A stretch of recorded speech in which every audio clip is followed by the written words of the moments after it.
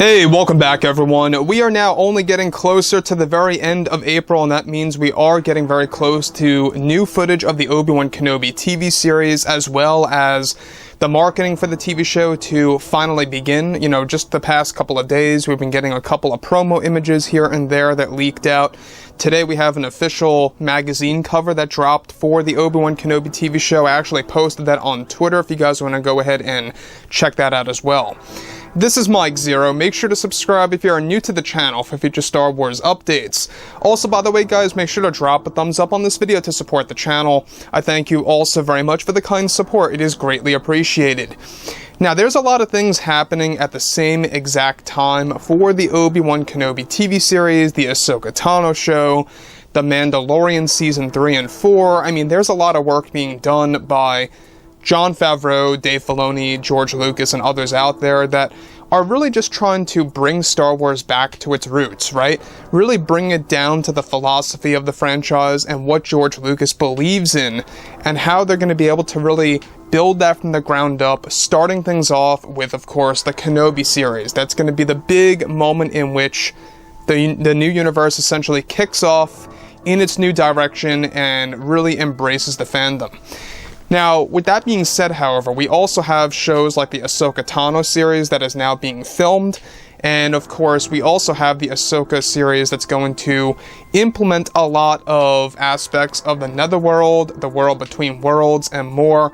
The Acolyte series, by the way, by Kathleen is also running into a lot more troubling situations. We'll dive into that a little bit later, perhaps. But one thing that really does concern some fans out there is, of course, retcons are going to be a big deal by Disney across all of the Skywalker saga movies, using the new Star Wars TV shows and more.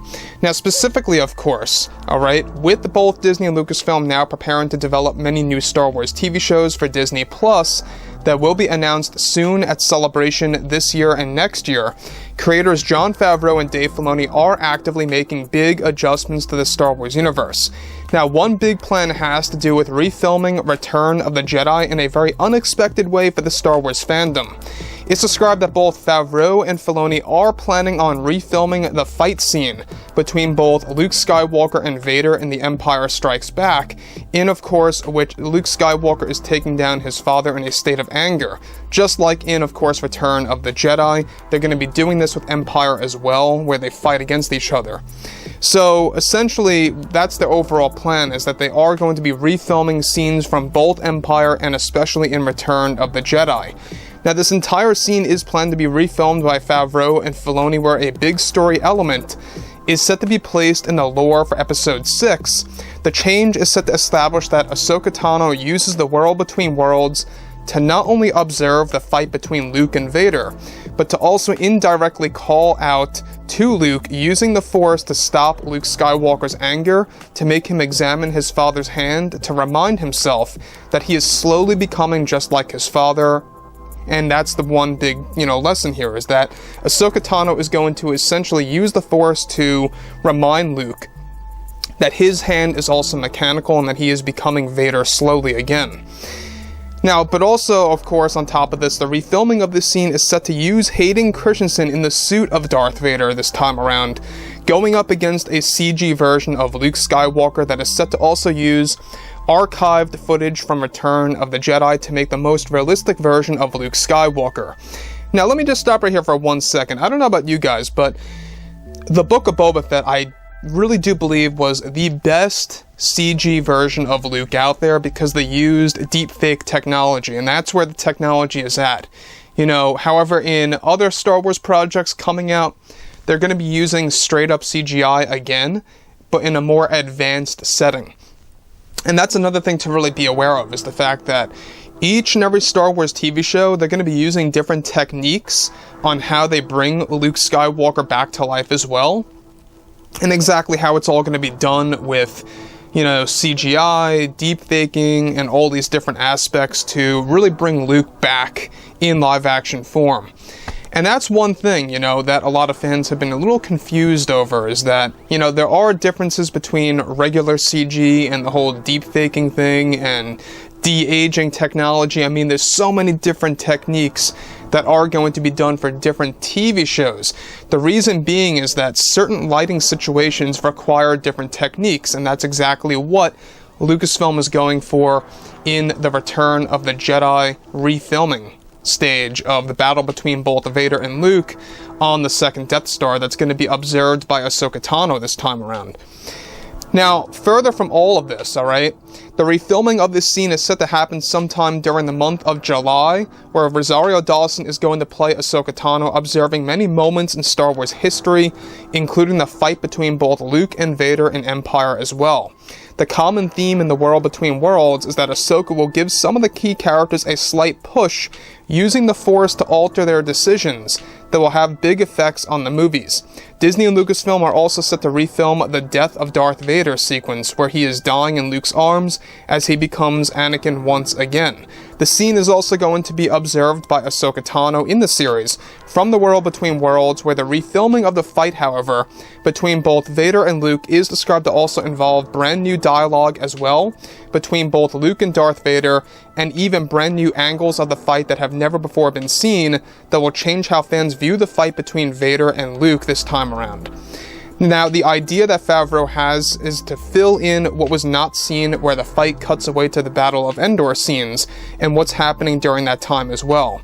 So keep in mind is that this entire sequence that's being refilmed, it's also going to have new sequences that will be dropped in there. Basically, moments that we have never seen. You know, when you watch the Vader versus Luke duel in Episode 6, you will realize that it cuts away to the Battle of Endor, either in space or on the ground of the forest moon. Basically, Favreau wants to add in sequences of what's happening between Vader and Luke at those key moments in time in which it cuts away. And we're going to be able to have brand new dialogue between both Vader and Luke in those sequences.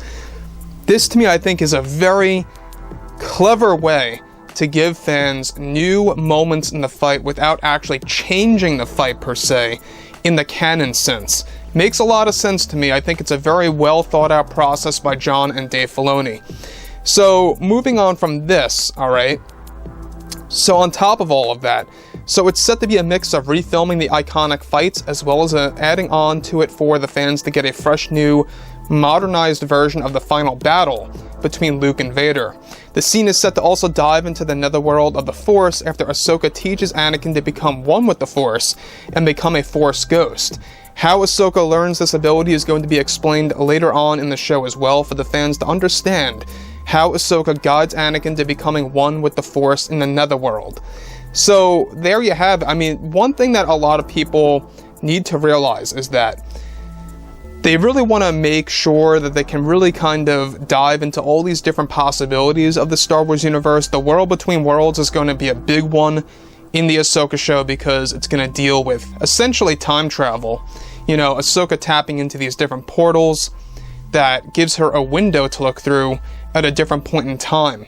And I think, you know, when you look at it in that sense, it's going to be a very clever way by Favreau and Filoni for certain things to be explained in the original trilogy, the prequel trilogy, and a lot of retcons are going to be made this way to the sequel trilogy movies. We talked about this before. But overall, guys, you know, drop a comment below. Let me know all of this in the comments, and if you guys did enjoy the content for today, make sure to drop a thumbs up on this video to support the channel. I thank you all so very much for the kind support, and I'll catch you guys next time.